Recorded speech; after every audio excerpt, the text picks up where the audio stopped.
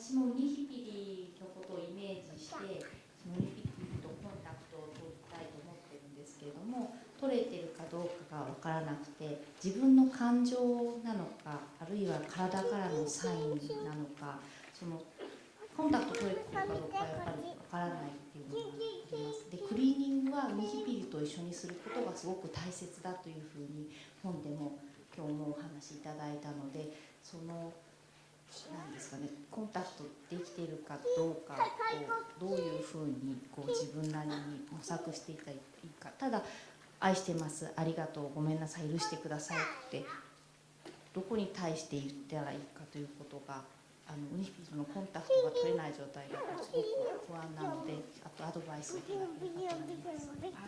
I understand the importance of getting in touch with Unihipirie, but at the same time, I cannot be sure whether I have contact with Just Unihipirie. clean.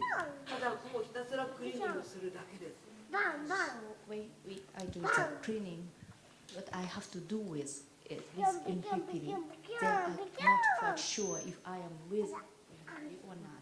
クリーニングをするときウニヒピリとやるということなんですが、ウニヒピリと一緒につながっているかどうかが確信が持て But る。 if you're not clear, that means you're confused. でもそこ確信が持てないということはあなたが混乱なさっているということですよね。If you're confused, like I am a lot of time, I just get to the cleaning and wipe it out. で混乱しているとき、例えば私もよく混乱しますけれども、その時はただもうひたすらクリーニングをして混乱をまずは追い払います。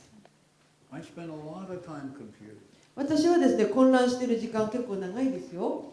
but I just get to the cleaning. でもそこでクリーニングに至るわけです。So even though I'm not convinced whether I am the one with my Unihipirie, do I get to continue doing I'm sorry and I love you? No, but she can just simply say, I love you and thank you, because I love you is I'm sorry, please forgive me. Thank you is I'm sorry, please forgive me. ただもうありがとう、愛していますということができます。ありがとう、愛していますの中にごめんなさい、許してくださいという言葉の意味が含まれているからです。But you know, I'm kind of like you. I'm confused a lot of the time. I've been doing it 29 years. Lots of confusion. 私もあなたのように混乱することはよくあるんですね。29年やっていますけれども、しばしば混乱します。And I notice as long as I do the cleaning, I notice everything just kind of unfolds. でも私が気づいているのは、クリーニングをやり続けていきさえすれば、あらゆることはちゃんとこう展開していくんだなということが分かっています。